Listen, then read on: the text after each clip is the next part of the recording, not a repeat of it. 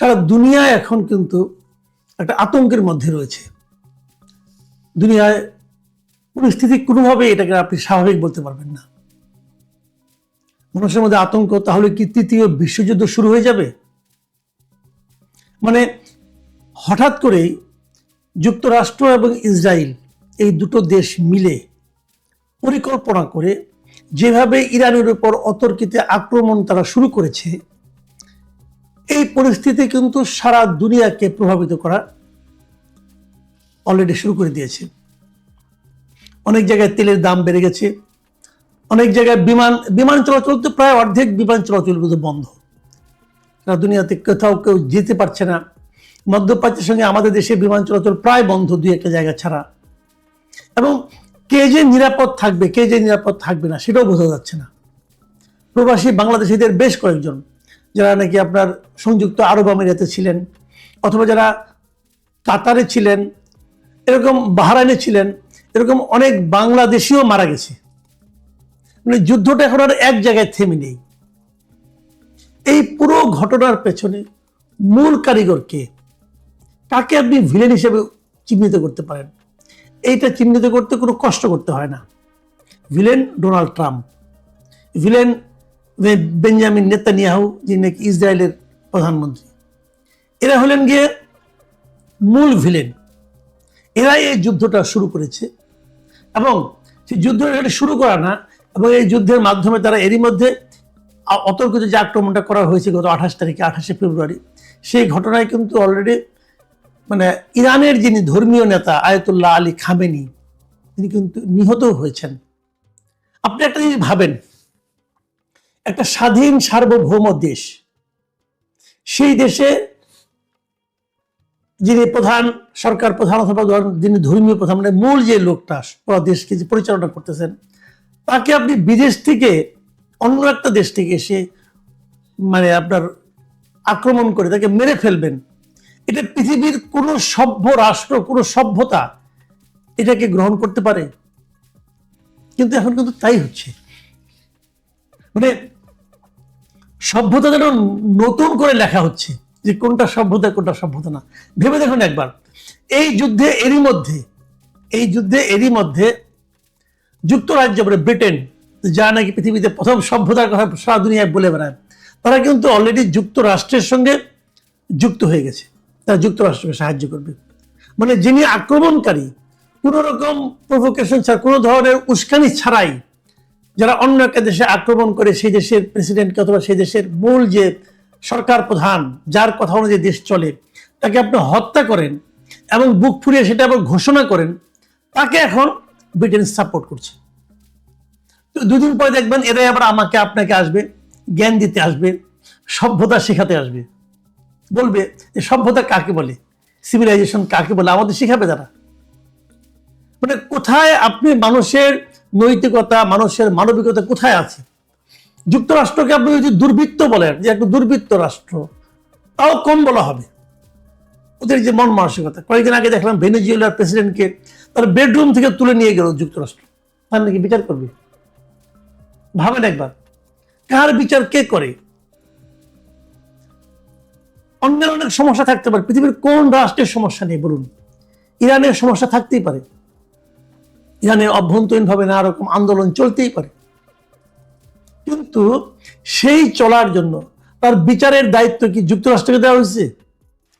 অথবা ইরানের জনগণ, তারা কি ট্রাম্পের কাছে আবেদন করেছিল যে আমরা খুব কষ্টে আছি, আপনি এসে আমাদেরকে উদ্ধার করেন? দেখেন, শনিবার দিন আক্রমণ হয়েছে, এবং ট্রাম্প শনিবার দিন ভোরে সে আবার মানে বুক ফুরিয়ে কথাও বলে সে কি বলেছে? সে বলেছে যে এই অভিযানটির লক্ষ্য ছিল তেহরানকে পারমাণবিক অস্ত্র অর্জন থেকে বিরত রাখা এবং ইরানি শাসনের আসন্ন হুমকি নির্মূল করা। একটা উদ্দেশ্য ছিল। আরেকটা লক্ষ্য ছিল কি, যে শাসন পরিবর্তনও এই হামলার লক্ষ্যগুলোর একটি। মানে ইরানের শাসন ক্ষমতায় তারা একটা পরিবর্তন চায়। তো ইরানের শাসন ক্ষমতা কে থাকবে না থাকবে, এটা নির্ধারণ করার দায়িত্ব হলো ইরানের জনগণের। আপনি কে? আপনাকে কে বলছে? দেখেন কত বড় আপনার বেহায়া হতে পারে। এবং তিনি ইরানের জনগণের উদ্দেশ্যে বলতেছে, ইরানে যা নাকি এই খামেনি শাসনের বিরোধিতা করছিলেন, তাদের উদ্দেশ্যে উনি বলতেছেন যে আমরা শেষ করলে তোমরা তোমাদের সরকার দখল করে নাও। বাপরে বাপ, ভাবেন মানে কি মহানুভব সে। উনি শেষ করে দিবে, তারপরে তোমরা দখল করে নাও। এটি তোমাদের জন্যই হবে, প্রজন্মের পর প্রজন্মে হয়তো এটাই তোমাদের একমাত্র সুযোগ। মানে এই সুযোগটা যুক্তরাষ্ট্র এবং ইসরায়েল মিলে শুরু করে দিচ্ছে। দেখেন ইসরায়েলের যে প্রধানমন্ত্রী বেনিয়ামিন নেতানিয়াহু, উনি কি বলেছেন? উনি বলেছেন যে এই হামলা সাহসী ইরানি জনগণকে নিজেদের ভাগ্য নিজেরা নির্ধারণ করার সুযোগ তৈরি করবে এবং স্বৈর শাসনের জল সরিয়ে দেবে। মানে ভাব দেখে মনে হচ্ছে যে ইরানের জনগণের জন্য এই ট্রাম্প এবং নেতানিয়াহুর বোধহয় মানে মানে কষ্টের শেষ নাই। তারা এদের জন্য রাতে ঘুমাতেও পায় না যে ইরানের জনগণ কি কষ্টে আছে। মজার ব্যাপার হলো এই হামলার পরে কিন্তু ইরানের যে জনগণটা এতদিন ইরানের ভিতরে যারা যারা আন্দোলন করছিল, তারাও কিন্তু এখন আর ইরানি সরকারের বিপক্ষে নাই। তারাও এখন কিন্তু মনে করছে যে এই আক্রমণের তাদের দিক থেকেও সরকারের সঙ্গে ঐক্যবদ্ধ হওয়া প্রয়োজন আছে। কতগুলি প্রভাব কিন্তু এর মধ্যে দেখা যাচ্ছে যার মাধ্যমে আমরা হয়তো ক্ষতিগ্রস্ত হব।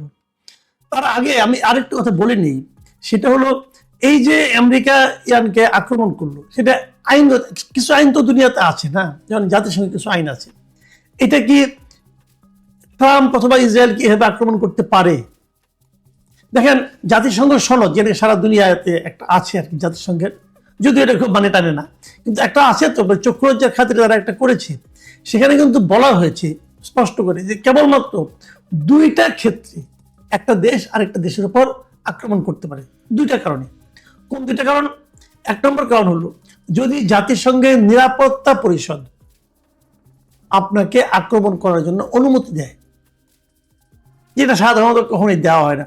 আর দ্বিতীয়টা হলো যদি কোনো একটা রাষ্ট্র আপনাকে আক্রমণ করে, তখন আত্মরক্ষার খাতিরে আপনি কিন্তু তাদেরকে আক্রমণ করতে পারেন।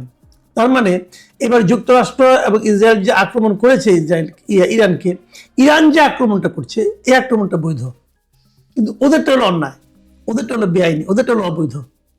কারণ ইরান আত্মরক্ষার জন্য আন্দোলন করছে এবং ওরা যে আক্রমণ করেছে এটা তারা তো নিজেরা বুক ফুলিয়ে বলছে অমুককে মেরে ফেলেছে, তমুককে মেরে ফেলেছে, কাজেই ওইটা হলো অবৈধ। আর ইরান যেটা করছে এখন এটা হলো বৈধ। কিন্তু রেজাল্টটা কি হবে শেষ পর্যন্ত, এটা হলো মূল কথা। এর রেজাল্ট খারাপ হবে সবার জন্যই। যেমন ধরেন সারা দুনিয়াতে যে তেল যেটা আসে, তেলের সরবরাহ আসে, হরমুজ প্রণালী নামে একটা প্রণালী, মানে একটা সমুদ্রের একটা চিকন একটা শর্টকাট রাস্তা যেটাকে আমরা বলি, সে একটা শর্টকাট রাস্তা আছে, যে রাস্তা দিয়ে আসলে পরে মানে তাদের কয়েকদিন প্রায় মানে আপনার মানে পথটা অনেক ছোট হয়ে যায়। ছোট হয়ে গেলে পরে জাহাজের মানে খরচ কমে যায় এবং তেল নিয়ে আসলে পরে অনেক খরচ কমে যায়। যেমন এমন যে ধরে না, পেট উদাহরণ দিয়ে বলি, এখন যেমন তেলের ব্যারেল আছে $80 ধরা যাক, যদি হরমুজ প্রণালীকে অ্যাভয়েড করে যদি ঘুর পথে আসে তাহলে সেটার দাম বেড়ে হয়ে যাবে প্রায় $120, $130 মতো। তার মানে 50% দাম বেড়ে যাবে। কিন্তু এই হরমুজ প্রণালীটা ইরানের মানে সমুদ্র সীমার মধ্যে পড়েছে এবং ইরান সেটাকে অলরেডি ক্লোজ করে দিয়েছে এই যুদ্ধ শুরু হওয়ার পর। এখন বন্ধ করে দেওয়ার কারণে কি হচ্ছে, তেলের দামের উপর প্রভাব পড়বে, তেল সরবরাহের বিঘ্ন ঘটবে। সারা দুনিয়ায় যে তেলগুলো আসে সেগুলো আমাদের দেশেও আমরাও সেই ঝামেলা পড়ব। ইরান কিন্তু এরই মধ্যে তাদের পাল্টা আক্রমণ চালু রেখেছে। ইরানের কাছ থেকে যারা তেল নেয় তারাও যে ইরানকে খুব একটা প্রকাশ্যে সহায়তা করছে তাও না। যেমন চীন তেল নেয়, ভারত নেয়, এরা খুব একটা সাহায্য করছে বলে মনে হচ্ছে না এখন পর্যন্ত। কিন্তু আগামী দিনগুলিতে কি হবে? কিন্তু ইরানের স্ট্র্যাটেজিটা, ইরান যে পাল্টা আক্রমণ করছে, ইরানের স্ট্র্যাটেজিটা বড় পিকুলিয়ার, মানে একটু নতুন ধরনের আক্রমণ তারা করছে। তারা বলছে আমেরিকা তো অনেক দূরে, কিন্তু আমেরিকার যে ঘাঁটিগুলো তার আশপাশের দেশে আছে, যেমন ইউএই, সংযুক্ত আরব আমিরাত, অথবা বাহরাইন, অথবা কাতার, যে দেশগুলোতে আছে, ওমান, তারা কিন্তু এই সমস্ত দেশে যে ঘাঁটিগুলো আছে, বেসগুলো আছে আমেরিকার, তারা সেগুলোতে অ্যাটাক করেছে। এবং ভেরি ইন্টারেস্টিং, এই দেশগুলো কিন্তু আসলে যদিও তারা মুসলিম দেশ, তারা কিন্তু ইরানের সঙ্গে যে খুব একটা সম্পর্কিত, ইরানকে যে খুব হেল্প করে কখনো এর আগের বিরোধগুলোতে তা নয়, তারা বরং আমেরিকার পক্ষে। মানে মুসলিম বিশ্বের অনৈক্যকে কেন্দ্র করে, অনৈক্যকে পুঁজি করে যা যা করা দরকার ইসরায়েল এবং আমেরিকা এখন তাই করছে। এখন এই যুদ্ধ কয়দিন চলবে এই যুদ্ধে কি ইরানের শাসন, বর্তমানে যে শাসন ক্ষমতা, ইসলামিক যে এইগুলো আছে, মানে শাসন ব্যবস্থা, এটা কি চেঞ্জ হয়ে যাবে? আমার কিন্তু তো মনে হয় না। কারণ ওদের সর্বোচ্চ নেতার মৃত্যুর পরেও তারা কিন্তু মানে ভেঙে পড়েনি, তাদের শাসন ব্যবস্থায় কোনো ধরনের চিট ধরেছে বলে মনে হয় না।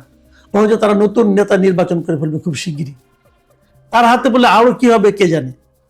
এবং ইরান যে আশেপাশের দেশগুলোতে মার্কিন ঘাঁটিতে আক্রমণ চালাচ্ছে, যদি এটা তারা অব্যাহত রাখে, তাহলে এই দেশগুলির ভূমিকা কি হবে সেটা নিয়েও কিন্তু সামনে নানা ধরনের কথা হতে পারে।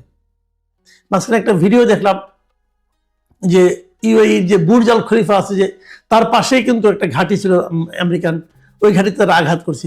একটু এদিক সেদিক হলে কিন্তু সেটা বুর্জ আল খলিফাতেও যা লাগতে পারে।